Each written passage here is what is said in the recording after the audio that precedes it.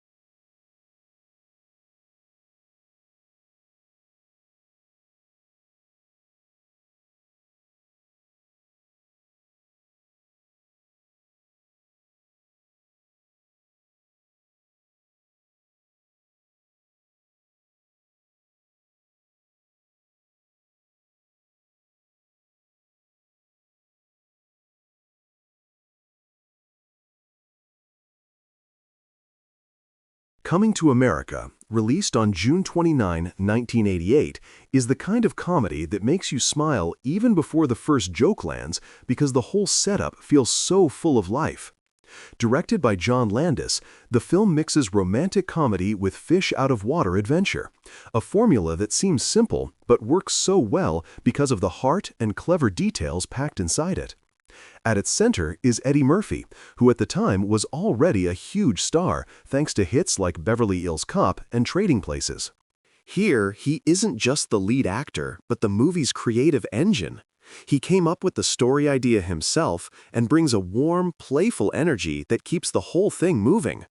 Alongside Murphy is Arsenio Hall, whose quick timing and ability to slip into different characters makes him the perfect partner in crime. Together, they deliver a film that isn't only funny, but also surprisingly sweet. The story follows Prince Akeem Jaffer, heir to the throne of the fictional African nation of Zamunda. Akeem is about to turn 21, and tradition says he must marry the woman his parents have chosen for him.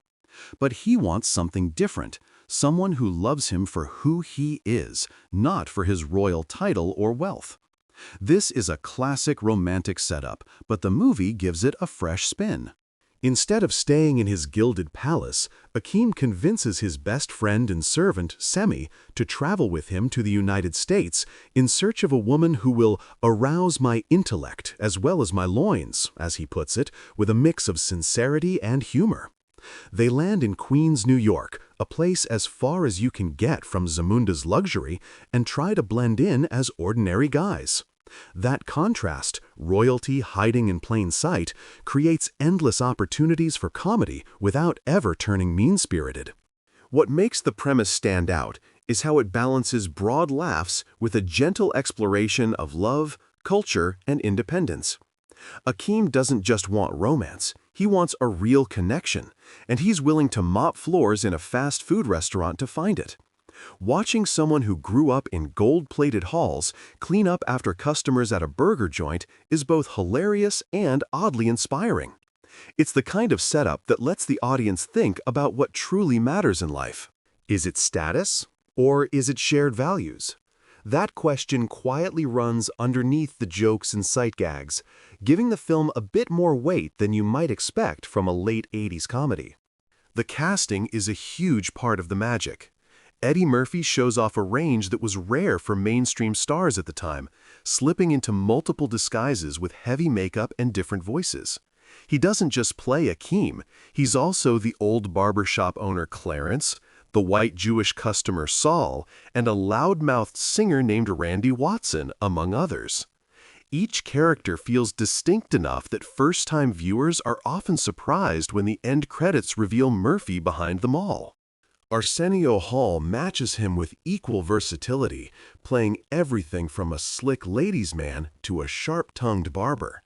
Their chemistry makes every scene snap with energy, and you can tell they're having fun together. Other key players include James Earl Jones as King Jaff Joffer, who brings regal authority and a booming voice, and John Amos as Cleo MacDonald, the proud owner of a McDonald's knockoff called McDonald's. Shari Headley shines as Lisa McDowell, the independent and kind-hearted woman who becomes the focus of Akeem's search for real love. Each of these actors adds depth so that even side characters feel alive rather than just serving as punchline machines. Director John Landis, known for hits like Animal House, The Blues Brothers, and Trading Places, brings a smooth blend of big laughs and warm character moments. He keeps the pacing lively but never lets the heart of the story get lost. The camera work highlights both the lavish beauty of Zamunda, complete with bright colors and grand costumes, and the gritty but lively streets of Queens.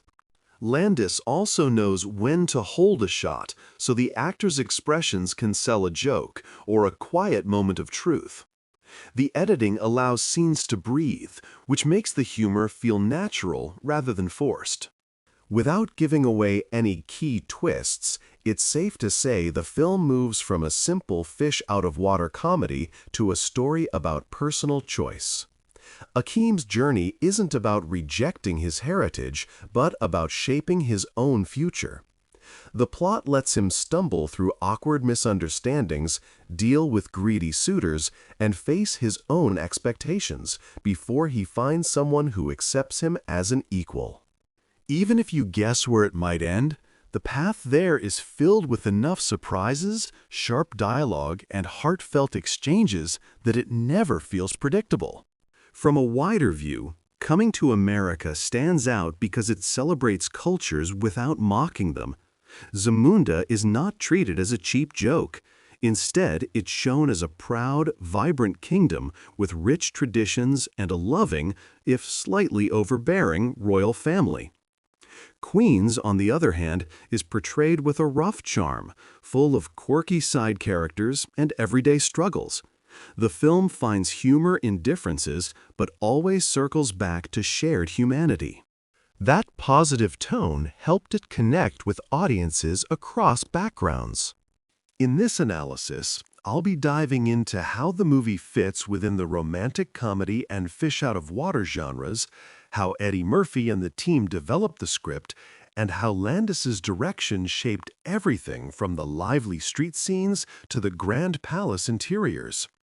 I'll look at the cast's performances, from Murphy's multiple roles to James Earl Jones's commanding presence. I'll also explore the film's themes of love, independence, and cultural respect, showing how those ideas still feel fresh more than 3 decades later. On the technical side, we'll talk about the visual style, music, and how the makeup work deserves as much praise as the acting. And of course, we'll check out its box office success. This was a massive hit in 1988, earning over $288 million worldwide, which was huge for a comedy at that time. So if you've ever wondered why Coming to America is still quoted, rewatched, and even earned a sequel decades later, this breakdown will give you a clear picture. It's more than a simple love story or a string of funny scenes. It's a movie about finding freedom in a world of expectations, about laughing at our own habits while respecting where we come from. Whether you're drawn in by the unforgettable one-liners, "Good morning, my neighbors," or the genuine romance at its core, This film remains a standout example of how a clever premise, great performances, and a lot of heart can turn a comedy into something timeless. When you look at Coming to America, it's easy to call it a romantic comedy, but that simple label doesn't capture everything happening inside the film.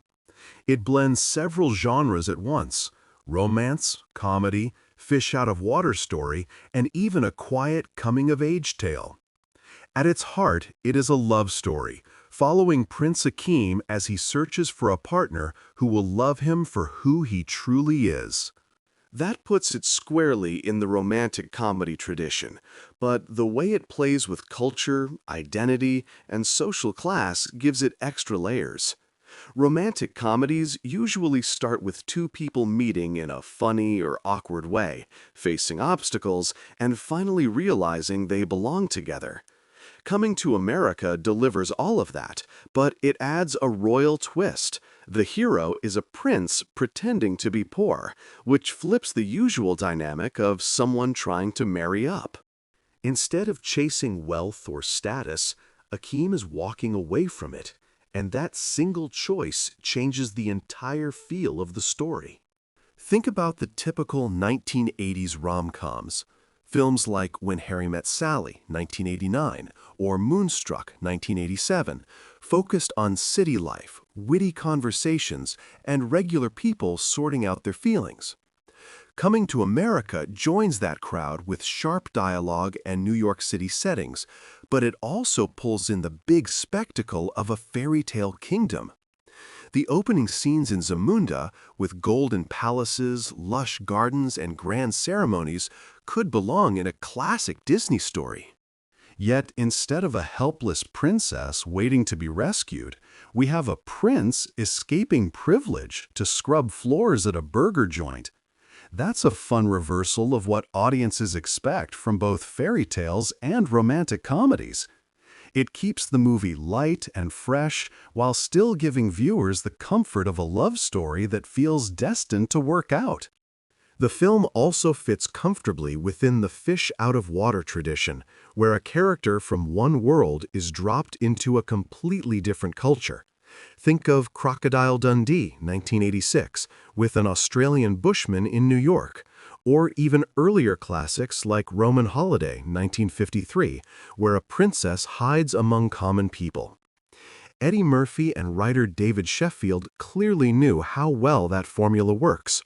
Queens, New York in the late 80s was a perfect backdrop. It's loud, fast, and unpolished, which contrasts beautifully with the quiet luxury of Zamunda. Every scene of Akeem and Semi trying to blend in, whether they're misreading American slang or dressing in borrowed clothes, draws laughs because it highlights the gap between royal training and everyday city life. The humor lands without mocking either culture. Instead, it shows how people everywhere share the same hopes and quirks once you strip away the surface. Comedy of manners also plays a role. Much of the humor comes from watching characters with strict etiquette face the casual attitude of Queen's residents. When Akeem politely greets strangers or carefully cleans the restaurant floor with regal posture, it's funny because he's applying palace standards to a gritty neighborhood.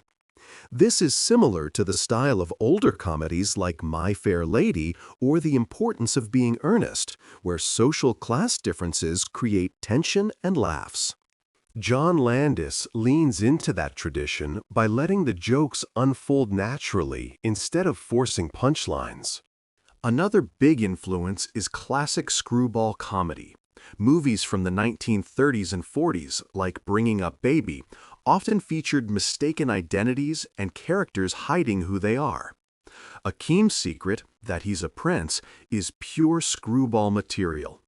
The audience enjoys knowing something most characters don't, and we watch with a mix of amusement and suspense as he tries to keep the truth hidden from Lisa and her family. The disguises and quick costume changes Eddie Murphy uses to play multiple roles echo that same playful spirit, just updated with the impressive makeup effects of the late 80s. The African setting of Zamunda adds yet another genre layer, the imagined kingdom. Hollywood had long shown Africa through narrow or negative lenses, often focusing on colonial adventure stories. Coming to America turns that on its head by presenting a wealthy, peaceful African nation untouched by Western control. It's not a documentary, of course, but it offers a positive, almost utopian image that was rare in American films of the time. In that way, it connects loosely to Afrofuturism, a movement in art and music that imagines Black culture thriving on its own terms. Long before Black Panther, Zamunda gave audiences a vision of African royalty that was elegant and proud. Critics and fans still talk about how refreshing that was in 1988, when mainstream movies often ignored or misrepresented African settings.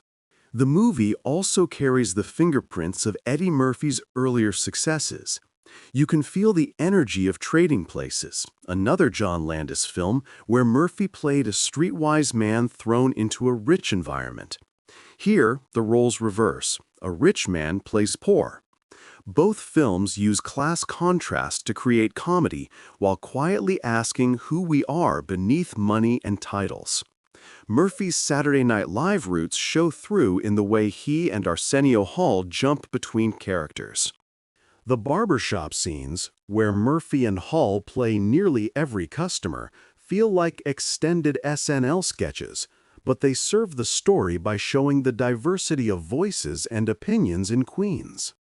When comparing Coming to America to other romantic comedies of the decade, its focus on Black characters and culture stands out. Hollywood in the 1980s rarely gave large studio budgets to films with mostly Black casts unless they were crime dramas or musicals. This film broke that pattern. It offered a mainstream audience a Black love story set against both African royalty and urban America, proving that these narratives could draw huge crowds. With a worldwide box office of over $288 million, it became one of the highest-grossing films of the year, right up there with action blockbusters like Die Hard and Rain Man. That success showed studios that diverse casts and stories could be major hits, paving the way for more inclusive romantic comedies in the 1990s and beyond. You can also spot echoes of classic literature and myths. The idea of a royal leaving the palace to experience real life goes back to ancient tales. Stories like The Prince and the Pauper, or even parts of Greek mythology, explore similar themes. Akeem's choice to live as a commoner for love is timeless, which is why viewers from different cultures relate to it. The theme of love across social divides appears everywhere from Shakespeare's plays to modern teen movies.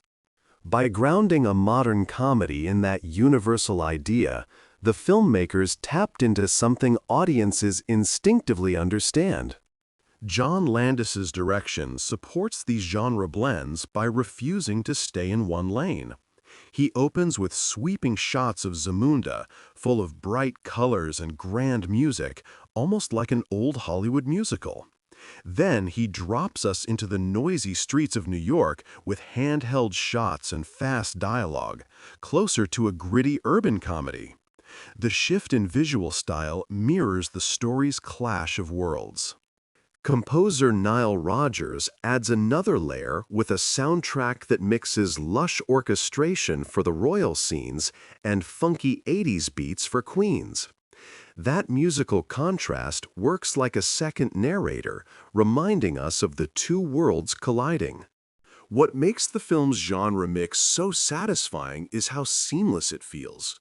One moment you're watching a heartfelt conversation about true love, the next you're laughing at a barbershop debate over boxing legends, and it never feels jarring.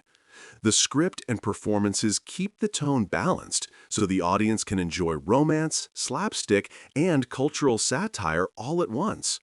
That balance is a big reason the film still feels fresh decades later. It doesn't rely on pop culture jokes that age quickly. Instead, it plays with timeless human behavior, pride, love, ambition, and the awkwardness of stepping outside your comfort zone. So while Coming to America is often shelved as a romantic comedy, it's really a hybrid. It honors the old patterns of love stories and screwball identity swats, but it also subverts them by placing an African prince at the center, showing black royalty with dignity and letting the hero chase ordinary life instead of power. It borrows from fairy tales, classic Hollywood comedies, and even myths, yet it feels unmistakably modern and distinctly Eddie Murphy. That layered genre identity is a huge part of why the film continues to draw laughs and affection today, standing as both a product of its 1980s moment and a timeless celebration of love and culture. The story of how Coming to America went from a simple idea to a worldwide hit is almost as interesting as the movie itself. At the center of it all is Eddie Murphy, who wasn't just the star, but also the person who came up with the core concept. By the mid-1980s, Murphy was a superstar. He had already conquered stand-up comedy, turned Saturday Night Live into his personal playground, and delivered box-office smashes like 48 Hours, Trading Places, and Beverly Hills Cop. With so many successes under his belt, he was ready to shape his own projects rather than just act in someone else's vision. The spark for Coming to America came from a simple but powerful thought. What if a rich African prince wanted to find love without the weight of his title or his fortune? Murphy reportedly talked about this idea with friends, joking about how funny it would be for someone with endless privilege to live like an ordinary person just to find someone who truly cared for him. That seed grew into the story we know today. Once Murphy had the idea, the next step was finding writers who could turn it into a full script while keeping his voice and humor intact. David Sheffield and Barry W. Blaustein were natural choices. They had worked with Murphy during his Saturday Night Live days and understood his style, sharp, quick, and character-driven. They knew how to build a story that allowed Murphy to play multiple roles and stretch his comedic range while still leaving space for romance and heart. The three of them, Murphy, Sheffield, and Blaustein, began shaping the screenplay together, with Murphy credited for the story and the others for the full script. They aimed for a film that felt like a romantic fairy tale, but with enough street-level realism to ground the laughs. Their writing process focused on contrasts, the elegance of Zamunda versus the grit of Queens, the strict rules of royal life versus the freedom of New York City. Early drafts explored how far Akeem should go in hiding his identity. Should he completely cut ties with his family? Should the story lean heavier into slapstick comedy or stay closer to romance? They worked through these questions carefully, wanting to avoid turning Akeem into a caricature. He had to be charming and noble, but also relatable. This balance shows in the final film.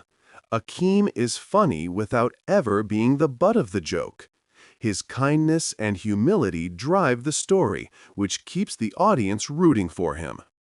One key decision was giving Akeem a sidekick. Semi, played by Arsenio Hall, became the perfect partner for both comedy and exposition.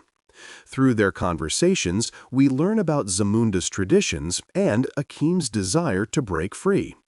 Semi also gives the audience a character who reacts in disbelief to Akeem's choices, saying what many viewers might think. This dynamic came from the writer's understanding that a buddy system can keep dialogue lively and help explain backstory without heavy narration. It also gave Hall the chance to show his own comedic talent, creating a duo that feels effortless on screen. Another important element was the decision to let Murphy and Hall play multiple characters. This wasn't in the earliest drafts, but grew as they developed the script. The barbershop scenes, where the two actors portray nearly every customer and employee, became a playground for improvisation. The writers left room for ad-libs, knowing Murphy's skill for on-the-spot humor. Makeup artist Rick Baker was brought in early to design the elaborate prosthetics that made each disguise believable. The writing team understood that these moments would not only showcase Murphy's range, but also add texture to Queens, making it feel like a real neighborhood full of colorful personalities. During development, the creative team also faced the challenge of representing Zamunda. They didn't want it to be a stereotype or a joke. Instead, they pictured a rich, independent African nation untouched by colonial history. This decision was bold for the 1980s, when Hollywood rarely portrayed African settings without clichés. The script described Zamunda as lush and elegant, filled with music, tradition, and wealth. That choice gave the film a unique identity and allowed the production team to design costumes and sets that felt grand and respectful.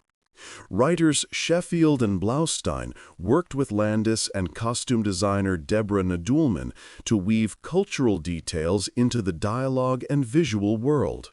For example, the royal wedding rituals and the opulent palace scenes came from careful research mixed with creative imagination.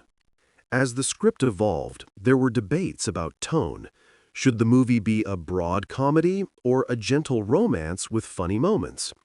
Early on, some studio executives worried that focusing too much on love might alienate audiences who wanted Murphy's typical fast-talking action. But Murphy stood firm, insisting that the heart of the film was Akeem's search for true love. The writers trimmed overly slapstick bets and kept the humor character-driven. This choice gave the final film a warmth that still resonates today. There was also the question of how much social commentary to include. The story naturally touches on wealth, privilege, and the immigrant experience. Queens in the 1980s was a melting pot of cultures, and the writers wanted to capture that diversity without turning the movie into a heavy-handed message piece. They included light touches, like the barbershop debates about boxing legends or the playful jabs at fast food chains, while keeping the focus on character relationships. These details give the film a grounded feel, even as it moves between fantasy and reality. Production planning brought its own twists. Paramount Pictures backed the project, excited by Murphy's star power, but they also wanted to ensure the movie appealed to a broad audience. The budget was generous for a romantic comedy, allowing for lavish set pieces like the palace interiors and the detailed Queens neighborhood recreations. John Landis, hired to direct, worked closely with the writers to polish scenes during pre-production. Landis and Murphy had already collaborated on Trading Places, so they had a shared language, though their relationship on set was famously tense at times. Still, both were committed to the story, and the final product shows a clear unity of vision. One lesser-known part of the development process involved a legal dispute. After the film's release, writer Art Buchwald filed a lawsuit claiming that Paramount had stolen his earlier treatment about an African royal visiting America. The case went to court, and Buchwald eventually won a settlement. While this didn't change the film itself, it remains a notable chapter in its history, reminding us how many ideas can overlap in Hollywood. Throughout all these stages, the central goal never wavered. Create a romantic comedy where a Black African hero drives the story with dignity and charm. Every draft of the script returned to that idea. Akeem was never written as a clown or an outsider to be mocked. He was always a man on a personal quest for love and freedom. This focus helped the film break ground at a time when mainstream Hollywood rarely gave Black characters that kind of complexity in a major studio release. The result of this careful development was a script that balanced romance, comedy, and social observation with impressive ease. It gave Eddie Murphy the chance to show off his comedic range while surprising audiences with a character who is gentle and principled rather than loud or brash. It provided Arsenio Hall with room to shine in multiple roles, turning what could have been a simple sidekick into a showcase of talent. And it offered John Landis a story that let him blend sweeping fairy tale visuals with the grit of New York street life. Looking back now, the writing process behind Coming to America feels like a perfect storm of talent and timing. Murphy's idea tapped into timeless themes of love and identity. Sheffield and Blaustein's script layered humor and heart in equal measure. The studio gave enough freedom and budget to bring a grand vision to life. All these elements came together to create a film that wasn't just funny for 1988, but remains fresh decades later. When you watch it today, the dialogue still snaps, the characters still feel real, and the story of a man choosing love over duty still rings true. That lasting power is a direct result of the thoughtful, sometimes messy, but ultimately inspired development and writing that went on long before the cameras rolled. The direction of Coming to America is a fascinating mix of grand spectacle and grounded comedy, and that mix came directly from the creative vision of director John Landis. By the time this movie was made, Landis had already proven himself as one of the most versatile comedy directors of the late 1970s and 1980s. He was the filmmaker behind Animal House, The Blues Brothers, Trading Places, and even the legendary Michael Jackson Thriller music video. Each of those projects showed a knack for building big, lively worlds while never losing sight of the characters at the center. With Coming to America, he brought all of those skills into play, but added something deeper. An ability to move between two strikingly different settings, the fictional African kingdom of Zamunda and the gritty streets of Queens, New York, without making either feel fake or out of place.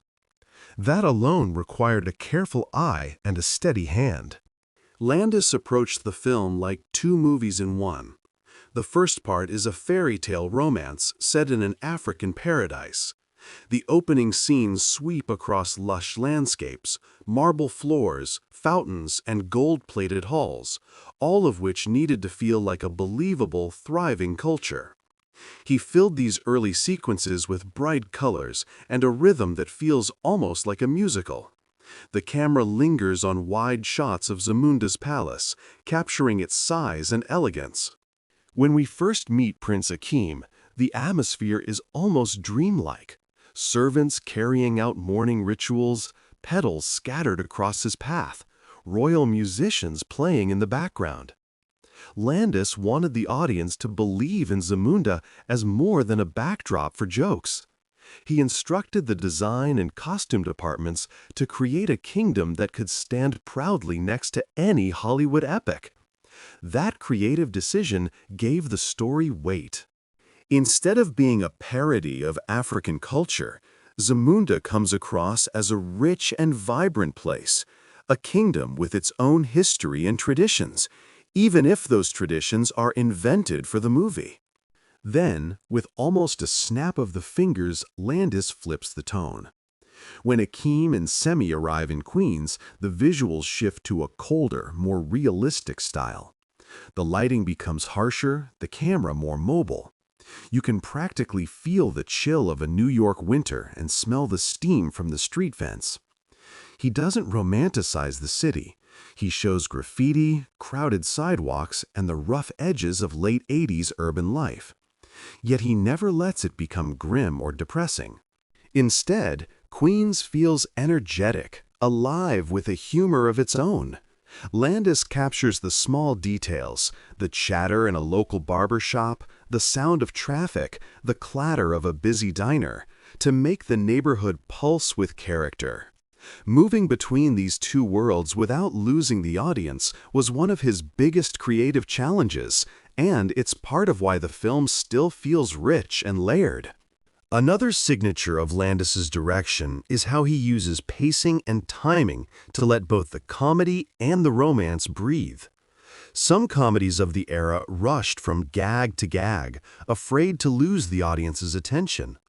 Landis trusted the strength of his cast and script. He allows moments of silence where Eddie Murphy's expressions carry the scene, like when Akeem first locks eyes with Lisa across a crowded room, or when he quietly listens to her talk about her dreams. Those small beats give the film an emotional heartbeat that balances the big laughs. At the same time, when it's time for comedy, Landis knows exactly how to stage it. The barbershop scenes, for example, are framed almost like theater, with the camera holding steady so viewers can focus on the rapid-fire dialogue between the many characters, most played by Murphy and Arsenio Hall. He lets the humor build naturally rather than cutting too quickly, trusting the performers to sell every punchline. Landis also brought a strong sense of visual storytelling. He often uses wide shots to emphasize contrast. Akeem in his elegant royal clothes standing awkwardly in a cramped queen's apartment, or a sweeping palace ceremony cut against a modest fast food counter. These images underline the movie's central theme of bridging two worlds without needing extra dialogue. Even small choices, like framing Akeem against the neon lights of New York while he wears plain work clothes, highlight how far he's traveled from his royal life and how much he's willing to sacrifice for real love. Costumes and set design play a major part in that vision, and Landis worked closely with designer Deborah Nadoolman, who also created Michael Jackson's red Thriller jacket, to make sure every detail matched the story's tone. The Zamundin outfits are lush and colorful, with intricate patterns and rich fabrics that suggest wealth and tradition. In contrast, Queen's characters wear everyday 1980s street fashion, puffy jackets, sneakers, work uniforms.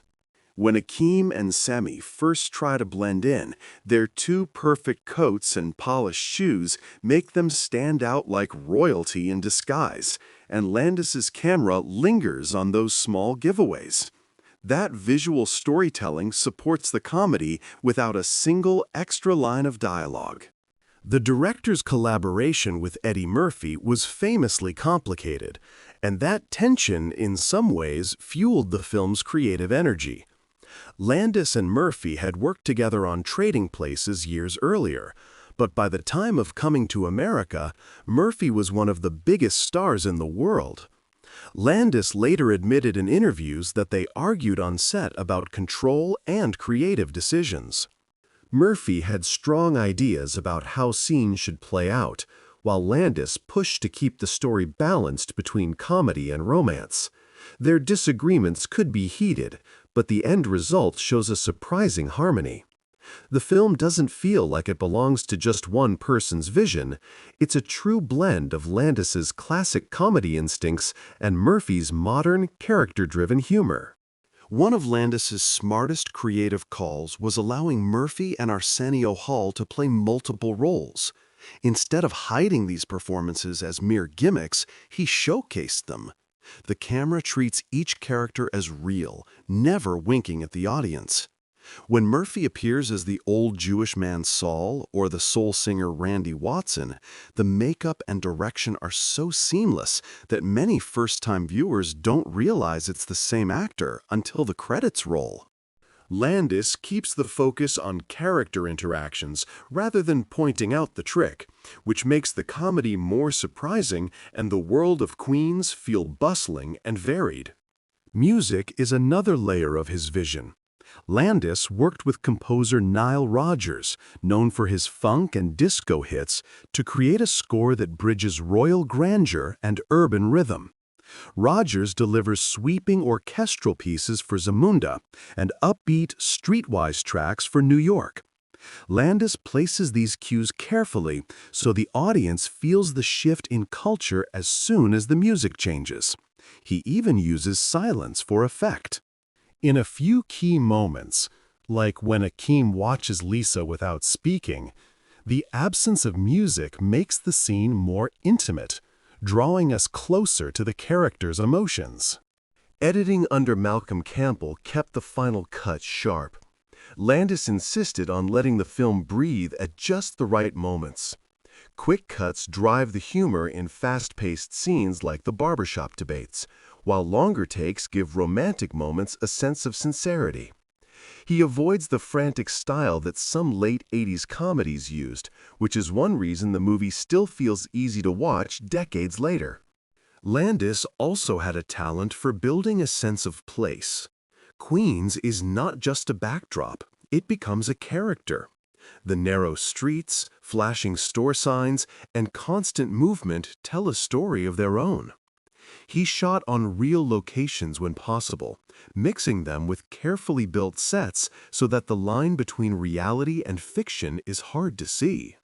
This attention to detail grounds the more fantastic elements, making it believable that a prince could hide in such a neighborhood and actually get lost in the crowd. Above all, Landis's direction captures the heart of Eddie Murphy's story, that love and character matter more than wealth or status. He never lets the lavish production overshadow the human core. The camera often pulls in close during emotional conversations, reminding us that for all the gold and glitter, this is about two people finding each other. That restraint is part of why the film holds up so well. It's funny and big, but it's also intimate and personal. When audiences watched Coming to America in 1988, they may not have noticed every technical choice, but they felt the effect. The movie moved smoothly from royal fantasy to street-level comedy without missing a beat.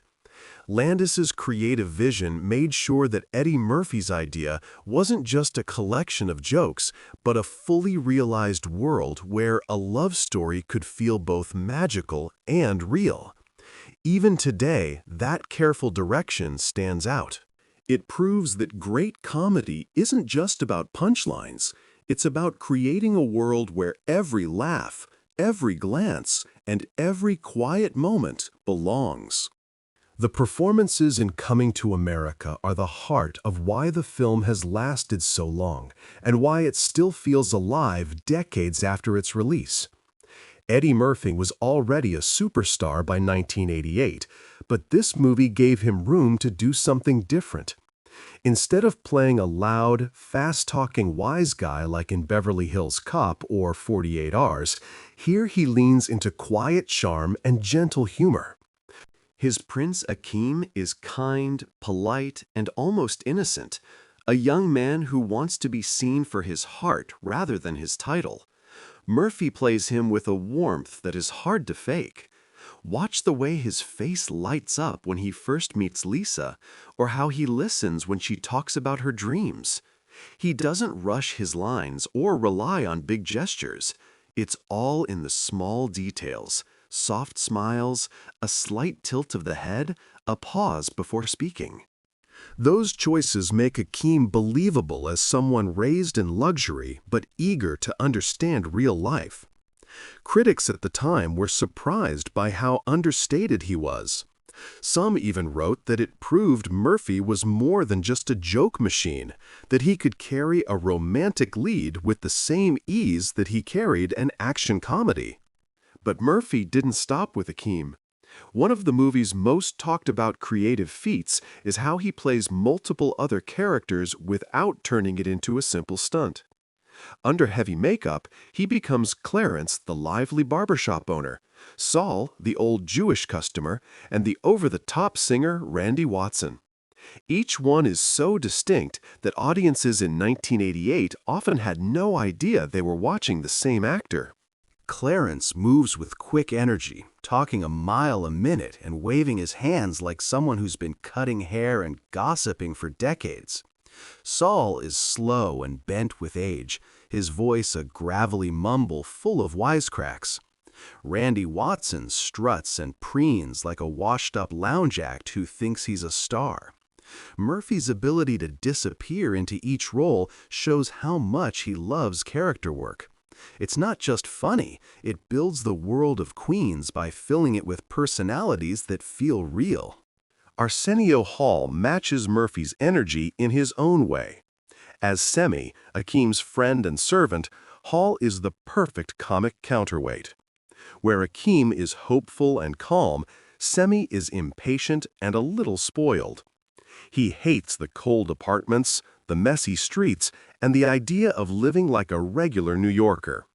Hall's facial expressions, wide eyes, dramatic sighs, quick double takes, give the movie many of its biggest laughs.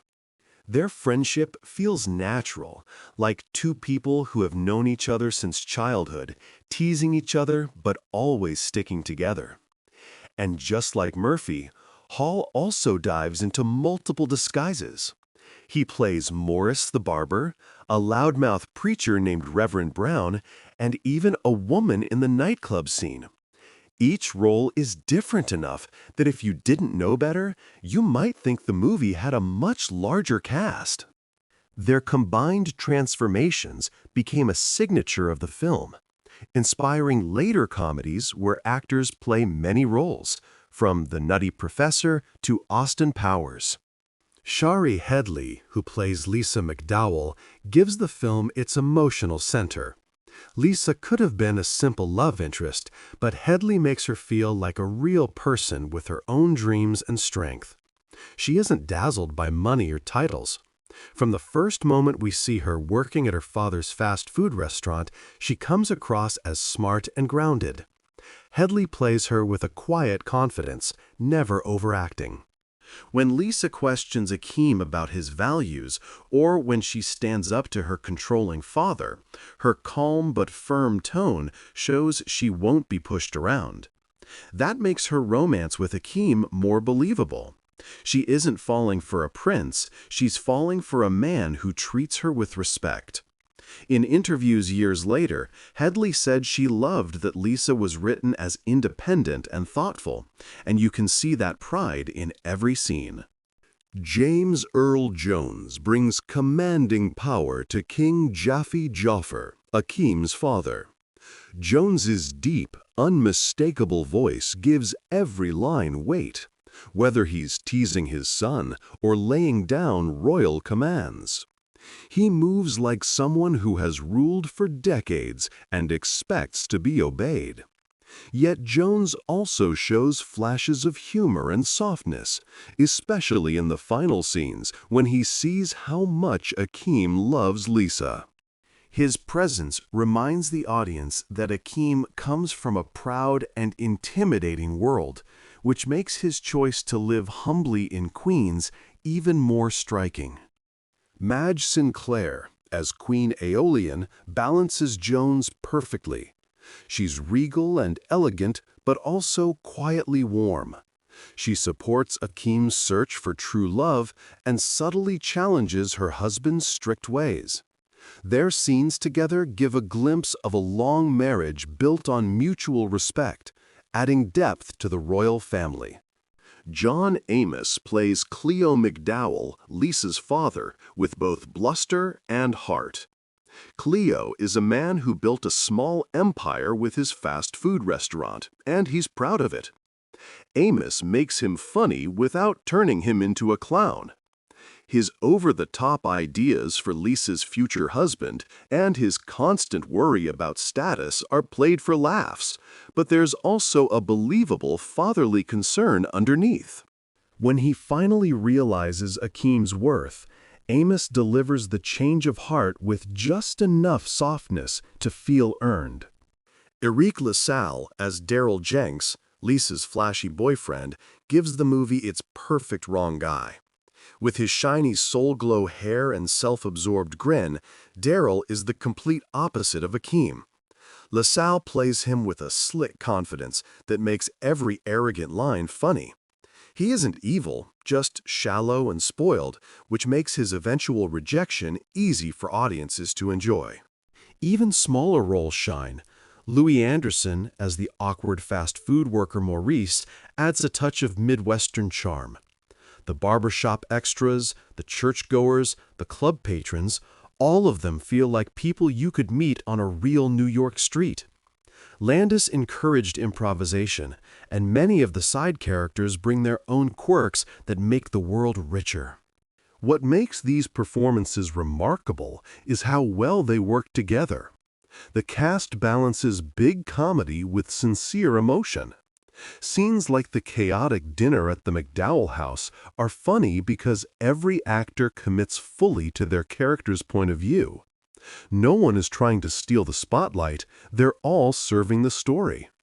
The chemistry between Murphy and Hall drives the humor, while the growing connection between Murphy and Headley provides the heart. Critics noticed this balance when the movie came out. Reviews in 1988 often mentioned how surprising it was to see Murphy play such a gentle lead while still delivering outrageous comedy in his other roles. Some wrote that Arsenio Hall's transformations were nearly as impressive as Murphy's. Audiences agreed. The film was a huge box office success, earning nearly $300 million worldwide, proving that character-driven comedy could be just as popular as action or broad slapstick. The legacy of these performances is easy to see. The idea of a single actor playing multiple characters in one film became a signature of Murphy's career and influenced other comedians for years. But beyond the technical skill, what keeps people watching is the warmth between the characters.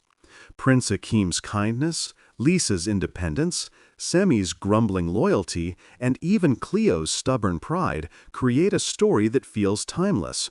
You believe these people could exist. You want to spend time with them. Revisiting Coming to America today, it's striking how fresh the acting still feels. There's no wink at the camera, no dated style of comedy that makes you cringe. Instead, there's a natural rhythm in the dialogue and a sense that the cast was enjoying themselves. Murphy's choice to play Akeem with humility instead of ego remains one of his smartest moves. It lets every other performance shine and keeps the movie from becoming a one-man show.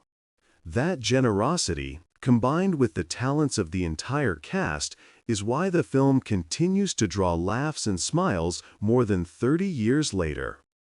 Prince Akeem of Zamunda stands as one of Eddie Murphy's most memorable creations because he isn't simply the center of the comedy, he's the steady heartbeat that gives the story meaning.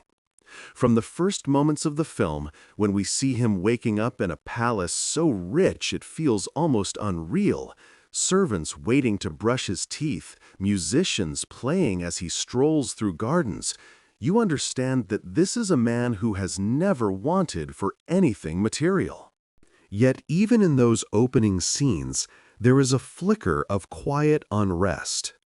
Murphy plays him not as a spoiled royal, but as someone who senses that life has to be more than a daily routine of comfort. He listens politely to every servant, smiles with genuine kindness, and never acts like the palace staff is beneath him. Those small choices immediately separate Akeem from the usual stereotype of a prince. Instead of arrogance, he shows curiosity. Instead of entitlement, he shows respect. It's clear that his real desire isn't for more power or wealth, but for something human and simple, love that is not bought or arranged. His motivation becomes clear when his parents, King Jaffe and Queen Eowlin, arrange a marriage for him. In one of the film's early conversations, Akeem gently but firmly explains to his father that he does not wish to be married to someone who is trained only to obey. "I want a woman who will arouse my intellect as well as my loins," he says with a small, almost shy smile. That line sums up his character perfectly. He values true partnership and mental connection over surface beauty or royal duty. For a comedy released in 1988, this was a surprisingly modern statement about love and equality. Akeem's choice to leave Zamunda and travel to Queens, New York, is not just a plot device. It is a deliberate rejection of tradition in favor of self-discovery. He wants to see the world outside the golden walls, to experience the everyday struggles and joys that his sheltered life has hidden from him. What makes Akeem such a strong protagonist is how his emotional arc unfolds once he arrives in America. He does not treat his adventure as a chance to laugh at other people's lives. Instead, he treats Queens with genuine fascination. He walks through crowded streets with wide eyes, taking in every sound and smell. When he and Semi rent a tiny, run-down apartment with cracked floors and peeling paint, Akeem is thrilled rather than disgusted. He sweeps the floor with a proud smile and says, "It is perfect." That reaction shows his humility.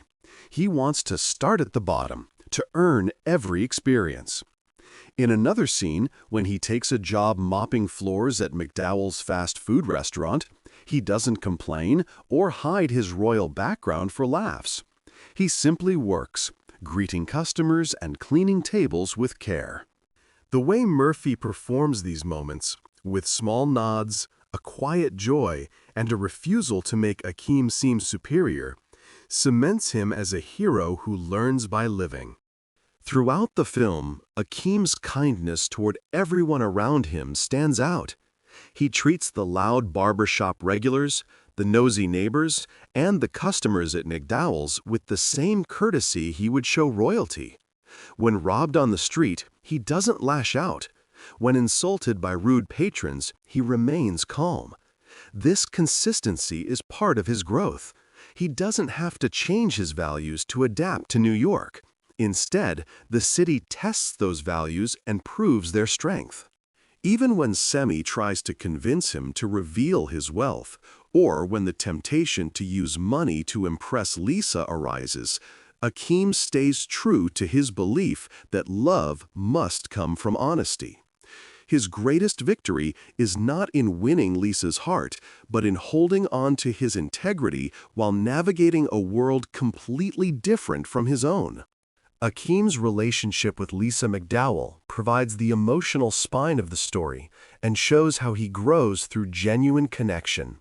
When they first meet, Akeem listens more than he talks, asking about her goals and respecting her ideas. He admires that Lisa wants to help people and isn't chasing wealth. In one touching scene, he tells her that he works in fast food without hesitation, proud of earning his own way even if the job is humble. Lisa responds to that honesty, even if she doesn't yet know his true identity. Their romance develops not through flashy gestures, but through quiet moments of understanding. Walking together after work, laughing about small things, sharing personal stories. For a romantic comedy of the late 80s, where many male leads won women over with grand speeches or expensive gifts, Akeem's patience and sincerity feel refreshing. What's striking is how Akeem's journey doesn't rely on dramatic conflict or an obvious lesson. He doesn't need to be humbled because he was never arrogant. Instead, his arc is about proving that his ideals are worth holding. When his father arrives in New York and tries to take him back to Zamunda, Akeem stands firm, calmly telling the king that he will not marry without love. This quiet defiance is powerful because it comes from conviction, not rebellion for its own sake. By the end of the film, when Lisa learns the truth and chooses to marry him, it feels earned. He hasn't tricked her or forced her into anything. He has simply been himself. Symbolically, Akeem represents the blending of tradition and modern values. He honors his heritage, never once speaking ill of Zamunda or its customs, but he also believes that tradition must adapt. His trip to Queens is a metaphor for crossing boundaries between wealth and poverty, duty and freedom, appearance and reality. In a broader sense, he stands for the idea that real nobility is shown through character, not birthright. His willingness to serve food, sweep floors, and live in a run-down neighborhood shows that dignity comes from action, not status.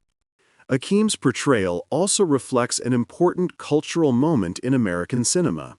In the late 1980s, there were few mainstream comedies led by black actors that presented African royalty with such respect and richness.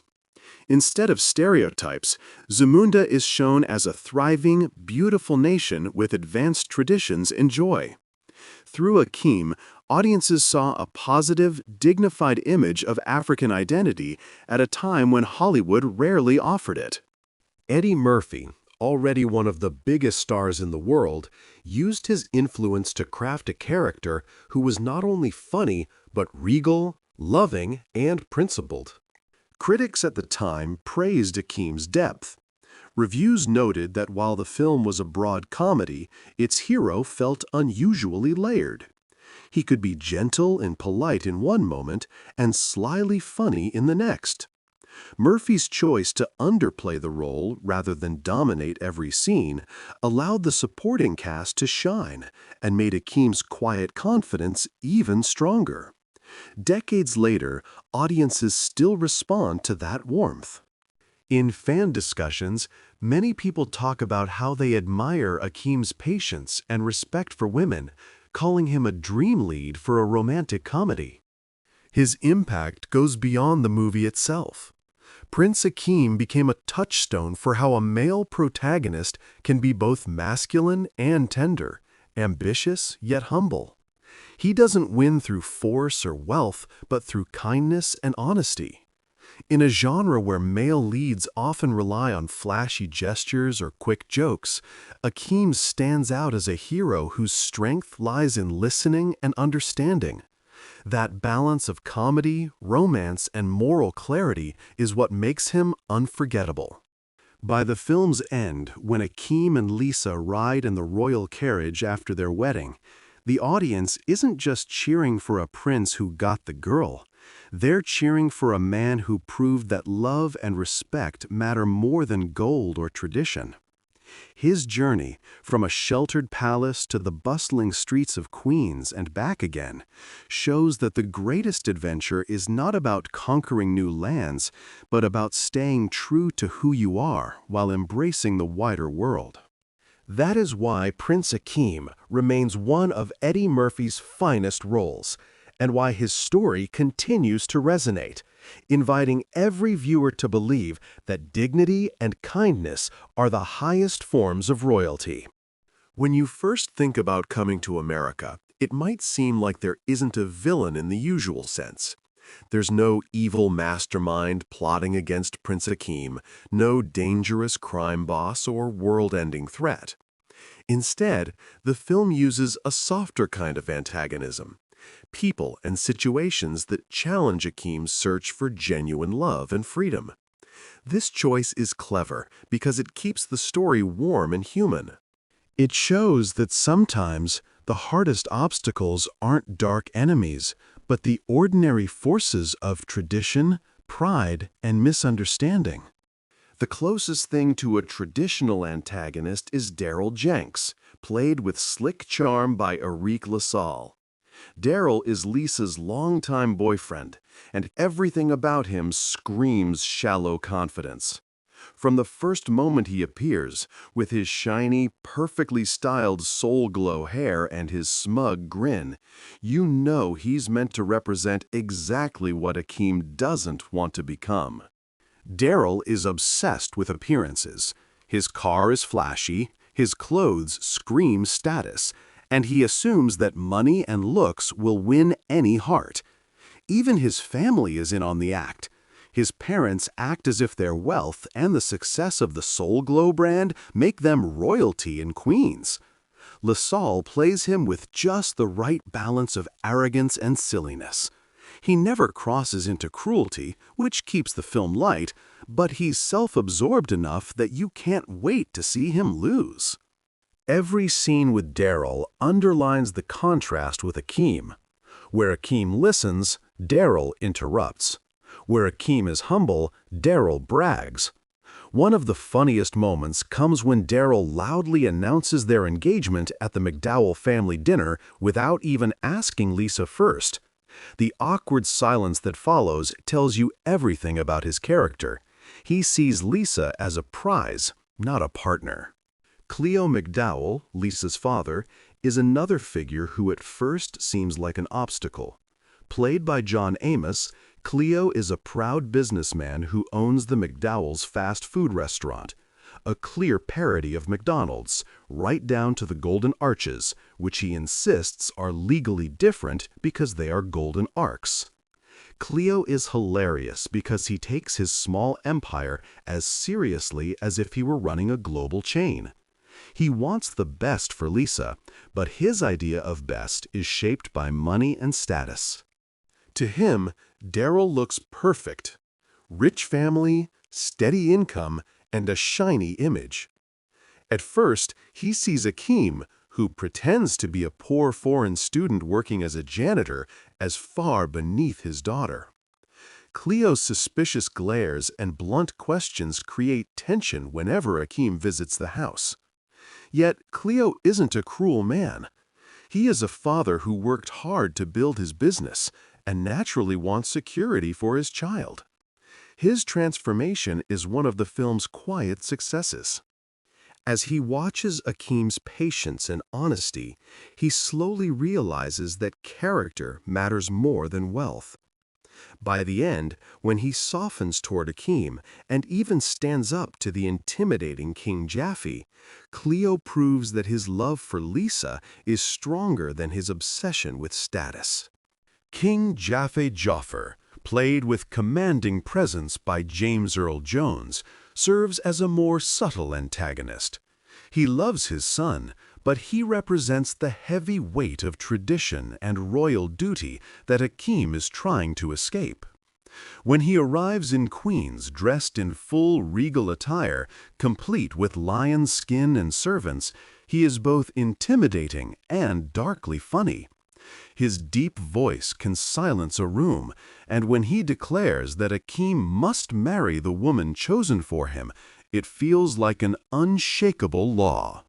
Yet even Jaffe is not a villain in the cruel sense. He is a proud king who genuinely believes he is protecting his son and his country's customs. His eventual change of heart, prompted by Queen Aeolian's gentle wisdom and Akeem's quiet determination, adds emotional weight to the story. Jaffe's shift from commanding monarch to supportive father mirrors Cleo's journey and reinforces the theme that love and respect must guide tradition, not the other way around. Queen Aeolian, portrayed by Madge Sinclair, is one of the film's most graceful supporting characters. She doesn't function as an antagonist at all, but her presence is crucial. She balances her husband's force with calm insight. From the beginning, you can tell she understands Akeem's need for true love and quietly supports it. Her soft-spoken but firm advice helps Jaffe open his mind.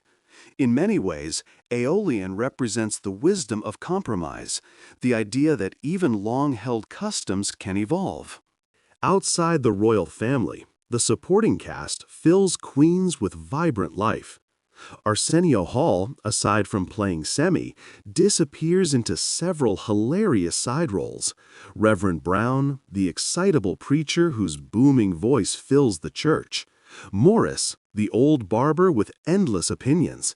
And even a club-going woman who surprises everyone during the nightclub montage. Each of these characters adds color and texture, making the neighborhood feel real and lively. The barbershop crew, in particular, is unforgettable. Eddie Murphy and Arsenio Hall, under layers of makeup, create a group of older men who argue endlessly about boxing legends and politics.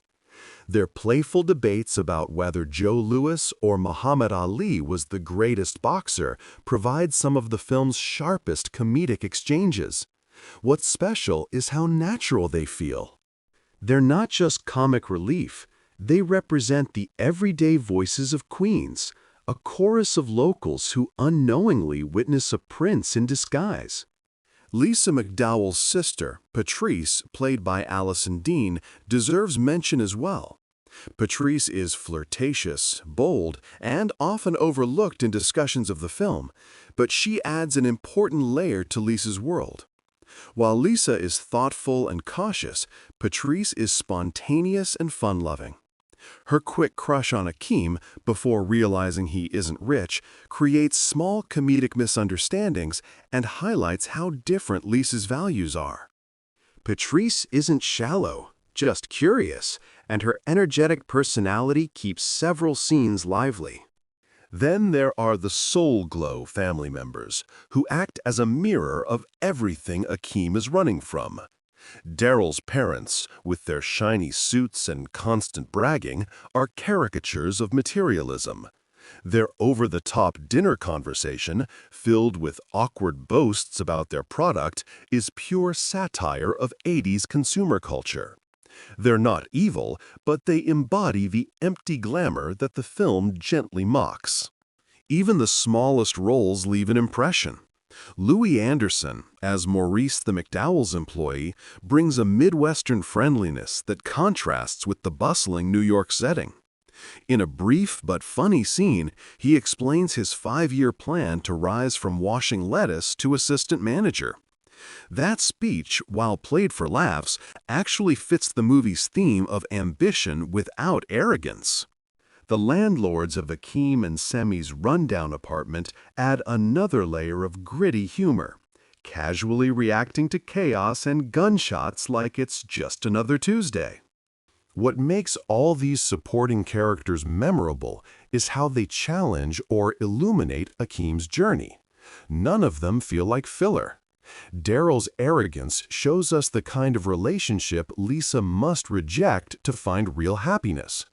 Cleo's obsession with money forces Akeem to prove that true worth has nothing to do with wealth.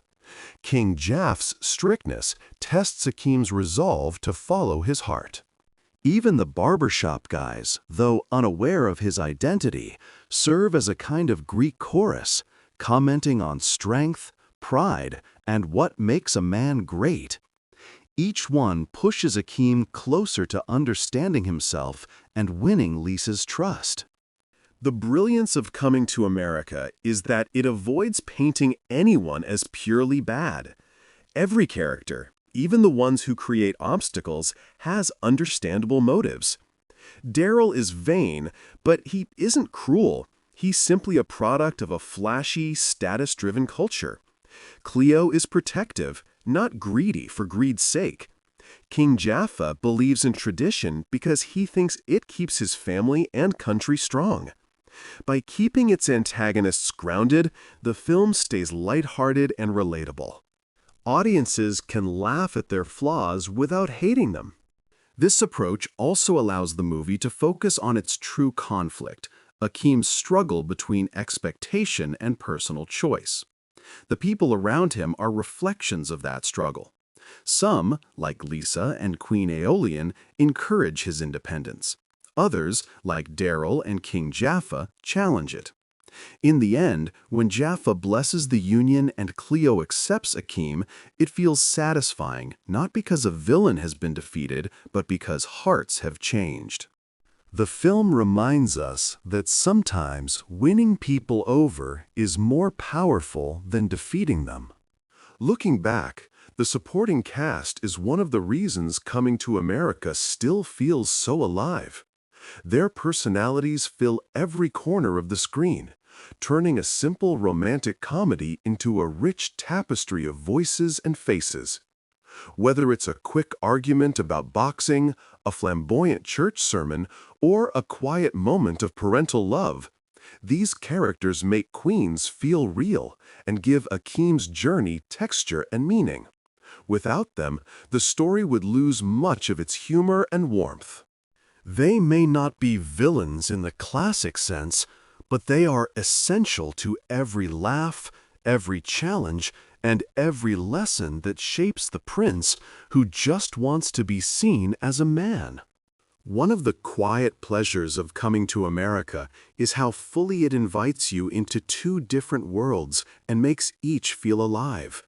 The story opens in Zamunda, a fictional African kingdom that exists somewhere between fairy tale and modern reality. From the very first frame, the camera sweeps across bright green landscapes, gold-lined courtyards, and grand palaces, giving the audience a sense of wealth and elegance that feels almost magical. The palace itself is designed as a kind of dream of African royalty. Giant carved doors, flowing water gardens, and rooms filled with rich fabrics and carved wood. Instead of presenting Africa through a lens of poverty or struggle, as many Hollywood films sadly did at the time, Zamunda bursts with color, music, and joy. The costume design deepens this world-building. Prince Akeem's robes are rich purple and gold, his crown detailed with stones that sparkle in the sunlight. And the servants wear clothing that blends traditional African patterns with royal splendor.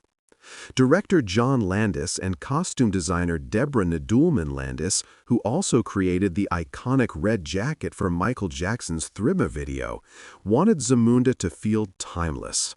It isn't a copy of any single African nation, but a proud, dignified vision that celebrates heritage and imagination. Within this kingdom, life runs on strict rituals that highlight both beauty and limitation.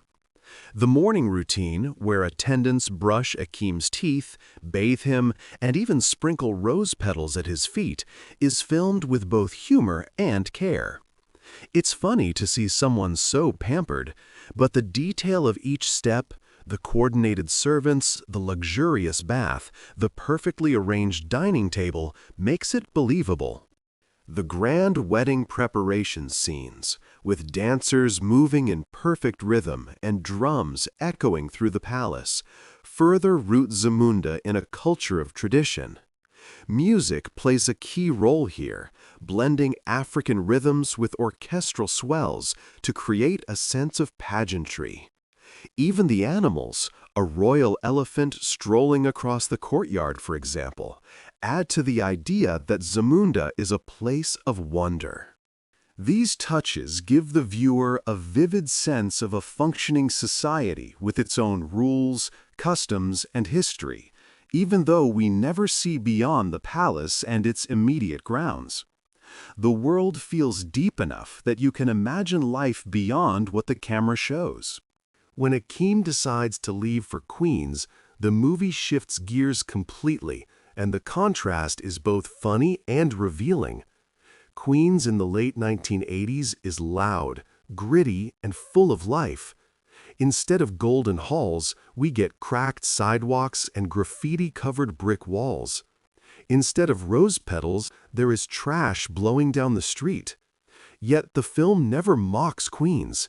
It treats the city as a vibrant character of its own. Landis and his team shot on location, capturing real storefronts, traffic, and neighborhoods, so every background detail feels authentic. The streets buzz with energy, kids playing stickball, street vendors calling out to customers, cars honking in the distance. When Akeem and Semi first arrive, their royal clothes make them stick out immediately, and the neighborhood reacts with curious stares and quick jokes. That moment, when their shiny luggage gets stolen almost the second it touches the sidewalk, says everything about the city's rough edges and fast pace. The rundown apartment they rent adds another layer of texture. The hallway is dim and narrow, the walls cracked, and the landlord is hilariously unfazed by the sounds of gunfire outside. Inside, the carpet is worn and the windows barely shut, but Akeem calls it perfect. The set designers clearly had fun with details, peeling paint, creaky stairs, and a view of the busy street below. The space becomes a symbol of Akeem's humility. He wants to live as an ordinary man, and this small apartment lets him start from the bottom. Even when Semi secretly wires money to make the place more comfortable, the difference between royal luxury and New York reality stays clear. McDowell's, the fast food restaurant where Akeem and Semi work, is another key location that builds the film's world. It's a clever parody of McDonald's, complete with nearly identical branding and a proud owner who insists that his golden arcs make it unique. The restaurant is bright but modest, with plastic booths, ketchup-stained counters, and the constant sizzle of fries in the background. This setting grounds Akeem's journey. It's where he meets Lisa, where he proves his willingness to work hard, and where some of the funniest small moments happen, like when he enthusiastically mops the floor while other employees barely care. The restaurant feels like a real neighborhood hub, a place where regular customers drop by and gossip flows as easily as the milkshakes. The barbershop, arguably the film's most iconic Queens location, might be the best example of how the movie turns an ordinary setting into something unforgettable. Tucked on a busy street, it's filled with vintage chairs, mirrors, and old posters of boxing legends. The men who gather there, played almost entirely by Eddie Murphy and Arsenio Hall in heavy makeup, argue endlessly about sports, politics, and life. Their banter, filled with quick jokes and exaggerated stories, gives the neighborhood a living, breathing soul. You can practically smell the hair products and hear the buzz of clippers as they debate whether Joe Louis or Muhammad Ali was the greatest boxer. This shop isn't just a backdrop, it's a microcosm of the city's culture, a place where generations meet and stories never stop. Other small locations enrich the world as well. The nightclub where Akeem and Semi search for potential girlfriends is dark, loud, and full of characters, each table holding someone with a wild story or bold outfit. The church, where Reverend Brown delivers his booming sermons, glows with bright stained glass and community energy. Even the city streets at night, captured with neon lights reflecting on wet pavement, give a sense of endless possibility and danger. These details make Queens feel like more than a movie set. They make it feel like a real place you could visit, alive with its own rhythms. What's striking is how the two worlds, Zamunda and Queens, mirror and contrast each other. Zamunda is calm, ordered, and steeped in tradition. Queens is chaotic, improvised, and bursting with everyday struggle. Yet both share warmth and humor. The people of Queens, from the barbershop crew to the McDowell staff, welcome Akeem in their own rough-edged way. The film suggests that dignity and kindness can exist anywhere, whether in a marble palace or a greasy fast food kitchen. Akeem's journey across these two settings highlights that point. He brings his royal grace to the gritty city and, in turn, learns to appreciate the small joys of ordinary life. The production team worked hard to make these settings feel real. The Zamunda sequences were shot in actual lavish locations, including the grounds of a museum that doubled as the palace, while the Queens scenes used real neighborhoods rather than studio backlots. This decision gives the movie a documentary-like authenticity, especially in crowd scenes where everyday New Yorkers wander past the camera. The shift in lighting and color palette reinforces the contrast. Zamunda glows with warm golds and lush greens, while Queens is shot with cooler tones, gray skies, and the hard shine of city lights. You can feel the change in temperature and texture the moment Akeem steps off the plane. Symbolically, these settings represent more than just places. Zamunda stands for heritage, family expectation, and comfort. Queens represents freedom, unpredictability, and the messy beauty of real life. Akeem's movement between the two shows his willingness to bridge those worlds. He doesn't reject his home, he expands it, bringing what he learns back to Zamunda. The final wedding scene, where Lisa is surprised by the grandeur of the Zamundan palace, ties everything together. The opulence of Zamunda now includes the authenticity and equality Akeem found in Queens, showing that tradition and change can coexist. Even decades later, the world-building of Coming to America remains impressive because it treats both cultures with respect and affection. Zamunda is not a caricature of Africa, but a celebration of possibility. Queens is not a bleak urban jungle, but a lively community full of heart. Together, these two settings give the film its unique flavor, a transcontinental fairy tale that feels at once larger than life and warmly familiar. Viewers can laugh at the culture clash, but they also sense the deeper message. True richness isn't about palaces or fast food profits. It's about the people and connections you find wherever you are. The first act of Coming to America works like a carefully layered invitation into two opposite worlds, setting up every character, theme, and conflict with a mix of warmth and sharp comedy. The film opens with a long, sweeping look at Zamunda, a fictional African kingdom that instantly feels alive. We see lush gardens, marble walkways, and an almost dreamlike palace where every detail speaks of wealth and tradition. Prince Akeem, played by Eddie Murphy, wakes on the morning of his 21st birthday to a life that would sound like fantasy to almost anyone else. Servants brush his teeth, bathe him, and even scatter rose petals wherever he steps. These moments are funny, of course. The sight of attendants rushing to handle every minor task is pure visual comedy. But they also quietly show us the limits of Akeem's world.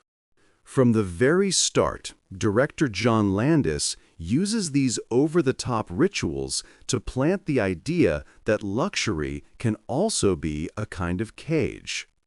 The birthday celebration doubles as a key introduction to Zamunda's customs. Akeem's parents, King Jaffe Jaffer, James Earl Jones, and Queen Alian, Madge Sinclair, have arranged for him to meet the woman he is supposed to marry, a royal match chosen since childhood. This sets up the story's central tension. Akeem is expected to follow tradition without question, but his heart wants something more than a throne and a pre-selected wife. The lavish ceremony where he meets his intended bride is both stunning and absurd.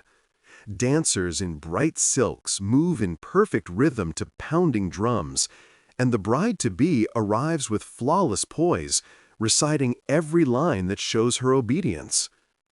When Akeem tries to learn about her likes and thoughts, she responds only with, "Whatever you like," no matter what he asks.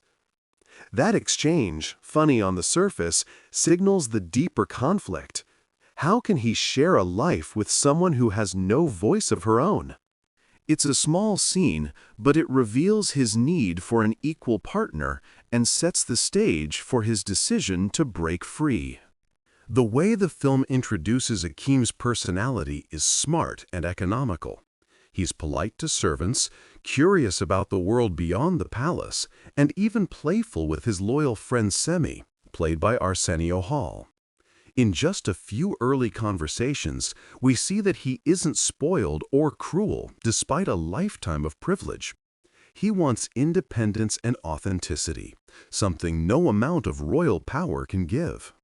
Landis lets Eddie Murphy's natural charm fill the screen, so that when Akeem confides in Semi that he wants to find a woman who will arouse my intellect as well as my loins, it doesn't feel like a punchline, but a real statement of purpose.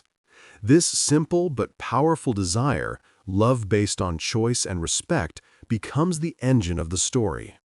After the birthday and arranged marriage scenes, the act builds toward the decision that changes everything.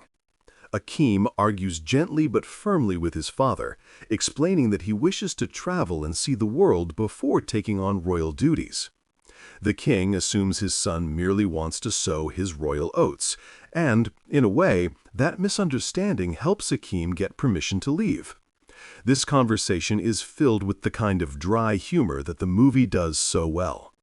James Earl Jones delivers every royal command with a voice of thunder, while Eddie Murphy plays respectful but sly. Their dynamic shows affection and tension at once, a father who loves tradition and a son who quietly demands freedom. Choosing where to go next is where comedy and character meet. Akeem and Semi scan a giant globe to find the perfect place to look for a queen. When Akeem spots New York and notices the borough named Queens, he lights up with certainty. It's a perfectly silly yet meaningful choice. On the surface, it's a joke. Of course the prince seeking a queen would go to Queens, but it also reveals his optimism. He believes he can find true love anywhere, even in a city he knows nothing about. The decision is quick but weighted. It is the exact moment when the film shifts from palace fantasy to urban adventure. The journey to America completes the inciting incident. As soon as the plane lands, the difference between Zamunda and New York is startling. The camera moves from sun-drenched gardens to gray skies and bustling sidewalks. Akeem and Semi arrive wearing rich, royal clothing that draws immediate stares. Their luggage is stacked high with gold-trimmed cases, which is a visual gag, but also a setup for one of the first encounters with Queen's reality. Within minutes, thieves snatch everything. The sudden theft is played for laughs, but serves an important narrative role. It strips Akeem of the safety net of wealth and signals to the audience that his plan to live like an ordinary man will not be easy. Settling into Queens gives the filmmakers a chance to introduce a new set of supporting characters and establish the everyday world where most of the story unfolds. The pair rents a rundown apartment in a building where the landlord barely cares about broken windows or the sound of gunfire outside. When Akeem calls it perfect, it highlights his sincerity. He really wants to experience life without luxury, even if it means sharing a floor with rats and a leaky ceiling. Semi's horrified reaction provides a comic counterpoint and strengthens their buddy dynamic. The job hunt leads to McDowell's, the fast food restaurant owned by Cleo McDowell, John Amos. This location becomes the heart of Act One's second half. Here, Akeem meets Lisa McDowell, Sherry Headley, Cleo's intelligent and kind-hearted daughter, and the film's love story begins to take shape. Akeem hides his royal identity, taking on the humble role of janitor and later cook, determined to prove himself by hard work. The first conversations between Akeem and Lisa are brief but telling. She notices his respect and warmth, which set him apart from the other men in her life, especially her flashy boyfriend Daryl, Eric LaSalle. Several small but memorable scenes deepen the setup and widen the world.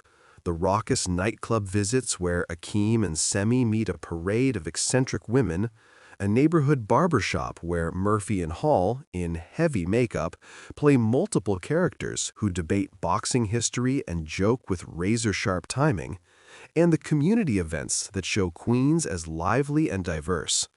These moments aren't filler. Each one builds the contrast between Akeem's royal past and his chosen present, while giving the audience a sense of the culture and energy of late 1980s New York. By the time Act One closes, the core elements of the story are locked in place. Akeem has stepped out of a world of privilege into one of challenge and discovery. He has found a potential partner who values substance over status, though she doesn't yet know who he is. And he has set himself on a path where his greatest obstacle might be his own hidden identity. The inciting incident, the decision to leave Zamunda and live as an ordinary man, has done its work. It has shifted the story from a royal comedy to a romantic quest, and promised the audience that the clash of cultures will bring both laughter and real emotion. Looking back, What makes this first act so effective is its balance of humor, character insight, and visual storytelling. The Zamunda sequences could have been mere spectacle, but they are filled with small human moments. Akeem quietly asking a servant to stop throwing rose petals, his careful way of challenging his father, the joy in his eyes as he talks about real love. Likewise, the Queen's scenes could have been played only for laughs about culture clash, but they reveal Akeem's genuine respect for ordinary life. Each beat pushes him toward growth while keeping the audience entertained. By the end of Act 1, viewers understand exactly what's at stake. Will Akeem stay true to his quest for a love built on choice, or will the pull of family duty and hidden truth catch up with him? The groundwork has been laid with such detail and warmth that we care about the answer. It's a perfect example of how a romantic comedy can use its opening act not just to amuse, but to set up a journey that feels both personal and universal, all while keeping us laughing at every turn. The second act of Coming to America is where the story really stretches its legs, letting the culture clash, romance, and hidden identity comedy unfold with a steady mix of humor and heart. By this point, Prince Akeem has settled into his modest life in Queens, working at McDowell's and quietly falling for Lisa McDowell, the warm and independent daughter of his boss. But what makes this act so enjoyable isn't only the growing love story. It's the way the movie piles on small conflicts and clever obstacles that force Akeem to keep proving who he really is, even as he hides where he came from. From the moment Akeem starts working at McDowell's, the film uses everyday tasks to test his character. We see him mopping floors, cleaning tables, and taking orders with a level of care that surprises everyone around him. For a man who once had attendants to brush his teeth and sprinkle rose petals at his feet, the sight of him happily scrubbing grease is funny, but it's also telling. He's not just pretending to be humble, he genuinely respects the work. His cheerful attitude makes an impression on Lisa, who notices that he treats customers kindly and never complains. This is where the romantic tension begins to bloom. While Lisa is still dating Daryl Jenks, the loud, entitled heir to the Soul Glow hair product fortune, she can't ignore Akeem's sincerity. The contrast between these two men is obvious from their first shared scenes. Daryl is flashy, selfish, and used to getting his way, while Akeem listens more than he talks and never pushes himself forward. The film keeps the comedy light, but uses their differences to build a believable reason why Lisa would start to question her relationship. Meanwhile, Semi becomes a source of escalating trouble. Frustrated with the shabby apartment and low-paying work, he secretly wires a message to Zamunda asking for more money, which leads to an unexpected complication. King Jaffa and Queen Aeolian learn where their son has gone. This subplot is crucial because it plants the seeds for the eventual royal arrival in Act 3, but in the moment it works mainly as comic relief. Semi's attempts to improve their situation, like ordering fancy furniture that doesn't fit in the tiny apartment, only underline how different his mindset is from Akeem's. Their friendship creates some of the best laughs in this section, especially when Semi's complaints about the neighborhood clash with Akeem's calm acceptance. The two men may share a background, but their responses to Queens highlight Akeem's true commitment to living like an ordinary person. As the romance deepens, the movie adds layers to Lisa's character. She isn't just the princess Akeem is searching for, she has ambitions of her own. We learn that she volunteers for charity work and wants to build something beyond her father's business. Her relationship with Cleo, her proud but scheming father, adds another tension point. Cleo dreams of marrying her off to someone wealthy, and Daryl, with his Soul Glow fortune, seems perfect to him. This creates a classic romantic comedy triangle where the audience knows who the better man is, but the characters need time to figure it out. John Amos plays Cleo with a mix of warmth and stubbornness, making him more than just a pushy parent. He truly believes he's protecting Lisa's future, which makes his eventual change of heart more rewarding. The middle of the film also uses a series of comic set pieces to push the story forward. One standout is the fundraising event at the local community center. Dressed in sharp tuxedos, Akeem and Semi attend to support Lisa's charity, and it's here that Akeem gets to show another side of himself, generous, elegant, and quietly confident. Daryl tries to upstage him with loud jokes and showy gestures, but Akeem wins people over by simply being attentive and kind.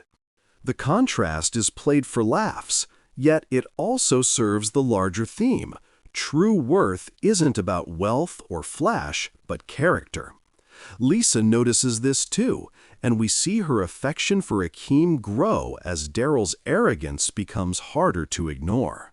Throughout Act 2, the film continues to explore Queens as more than just a backdrop. The barbershop scenes remain a highlight, with Eddie Murphy and Arsenio Hall switching between multiple roles to deliver rapid-fire debates about sports and history. These scenes might seem like diversions, but they're important for the film's rhythm. They capture the flavor of the neighborhood and show how Akeem, despite his secret, fits naturally into the community. The easy banter and constant teasing mirror the kind of family Akeem is building away from home, one based on choice rather than duty. Another clever piece of rising conflict is the growing risk of discovery. Semi's lavish purchases catch attention, and small hints about Akeem's background start to surface. He has an elegant way of speaking, knows far too much about fine dining, and seems oddly skilled in formal situations. Lisa, smart and observant, senses there's more to him than he admits. Yet Akeem continues to downplay his identity, insisting that he and Semi are simple travelers. This deception isn't cruel. He isn't lying to manipulate Lisa, but it creates real tension. The audience knows that when the truth comes out, it will shake everything. The Soul Glow family adds a different kind of pressure. Daryl's parents are over-the-top caricatures of wealthy arrogance, and their attempts to impress Cleo with fancy dinners and business talk only make Akeem's quiet manners more appealing. One memorable dinner scene captures the contrast perfectly. While the Jenks family brags about their product and their money, Akeem offers thoughtful conversation and genuine interest in Lisa's ideas. It's easy to see why she starts to drift toward him, even before she fully admits it to herself. Midway through this act, the story reaches a turning point. Lisa finally breaks up with Daryl after he publicly announces their engagement without her consent. This moment is both funny and satisfying, as it clears the path for Akeem while also giving Lisa agency. She isn't simply choosing between two men, she's standing up for her own independence. Akeem's respect for her decision, without rushing to claim her, reinforces his genuine love. He isn't there to rescue her, he wants to be her equal. The tension peaks when the King and Queen of Zamunda arrive in New York, responding to Semi's earlier message.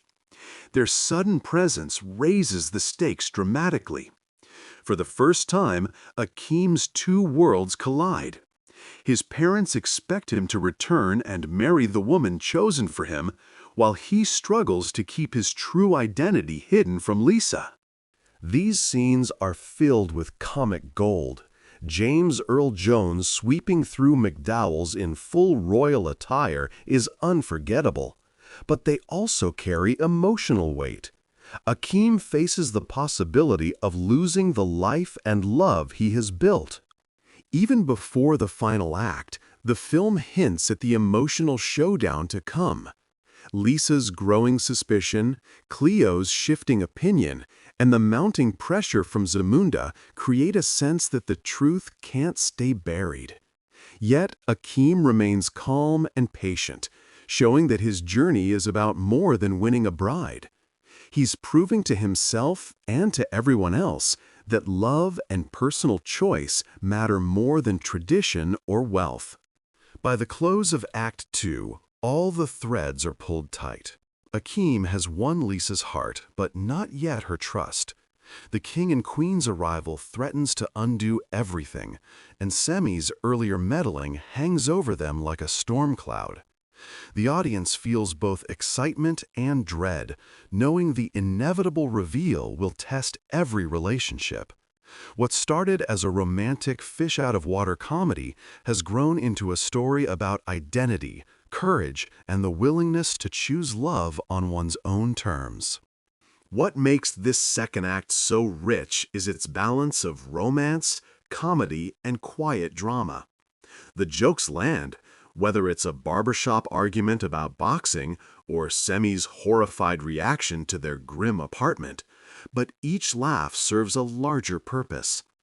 Every scene pushes Akeem closer to the truth he must face, that real love requires honesty and sacrifice. By layering small conflicts, from Daryl's ego to the royal parents' surprise visit, the film keeps the stakes rising without ever losing its lighthearted charm.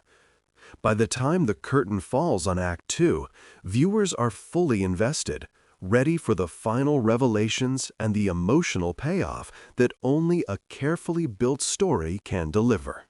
The third act of Coming to America carries the weight of everything the film has carefully built: the royal traditions of Zamunda, the bustling life of Queens, the sweet and slow-growing romance between Akeem and Lisa, and the ticking clock of a secret that can't stay hidden.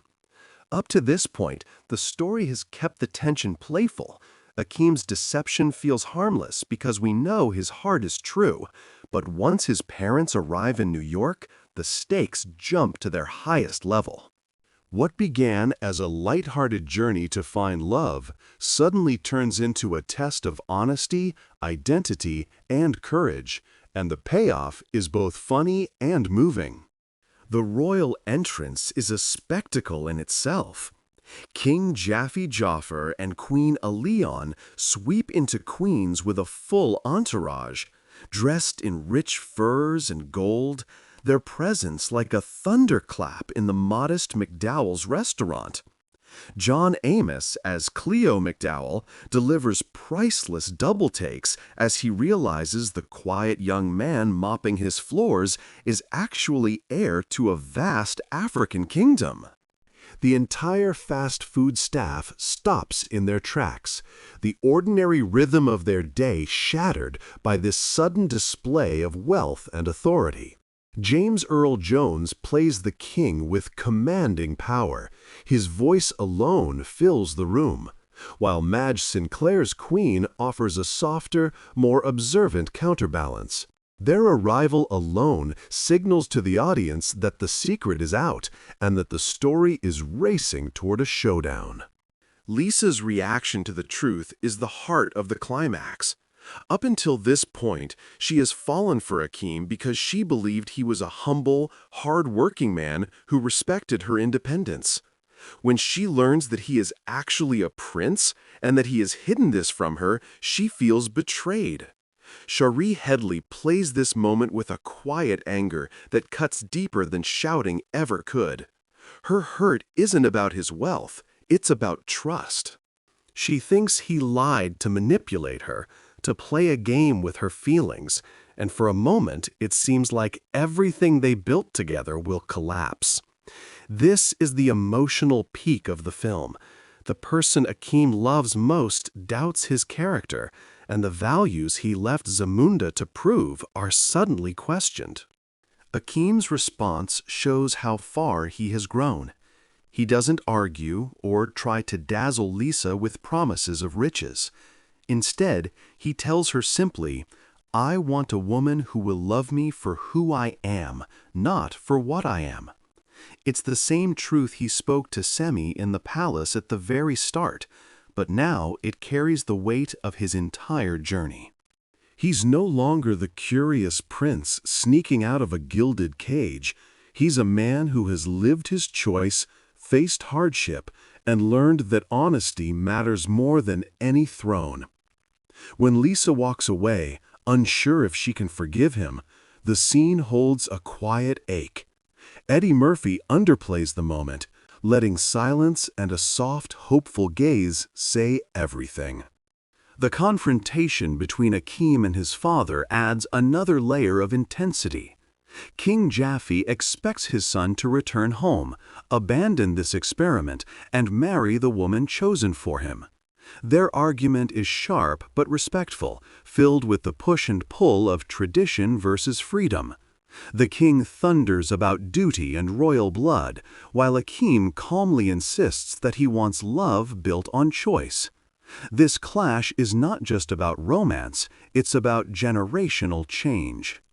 Akeem represents a new idea of leadership, one that values equality and personal agency, while his father embodies the old ways of power and custom. Queen Elian steps in as the quiet voice of reason, reminding her husband that we cannot possess our children.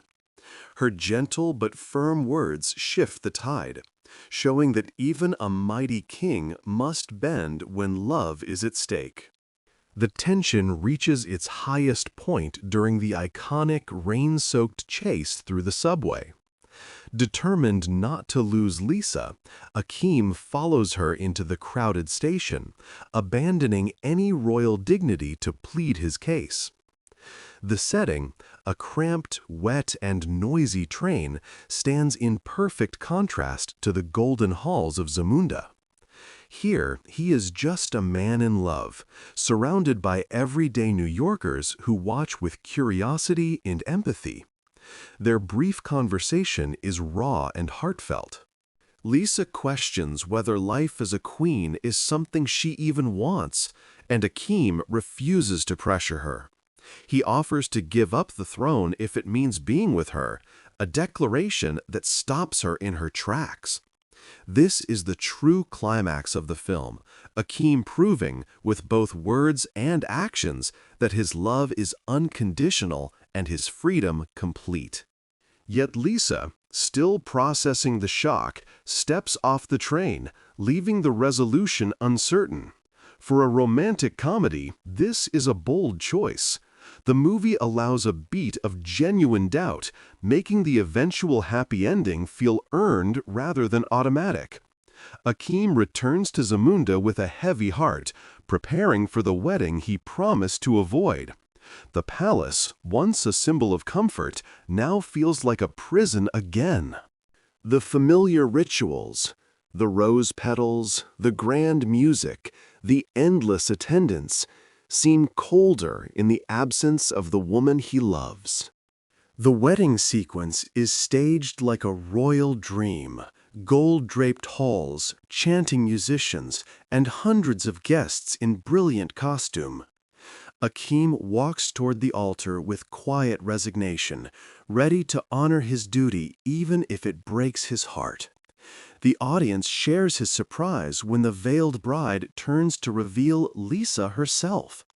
The reveal is pure cinematic delight, the kind of moment that makes an audience break into cheers. Queen Aeolian's earlier wisdom has clearly prevailed, convincing the king to honor his son's wishes and invite Lisa to choose her own destiny. The look of joy and relief on Akeem's face captures the entire arc of his journey. He has found love, but on equal terms, without sacrificing who he is or where he came from. The film closes with a scene that blends fairy tale romance with a playful wink at reality. Akeem and Lisa ride through the streets of Zamunda in a golden carriage, greeted by cheering crowds and vibrant dancers. When Lisa asks if he would have truly given up the crown for her, he answers with a sly smile and the now famous line, "If you really want, I can give it all up." It's both a promise and a joke, The perfect ending for a story that celebrates love without losing its sense of humor. The final shot, filled with music and color, feels like a celebration of both cultures, African royalty and New York grit, united in a single joyous image.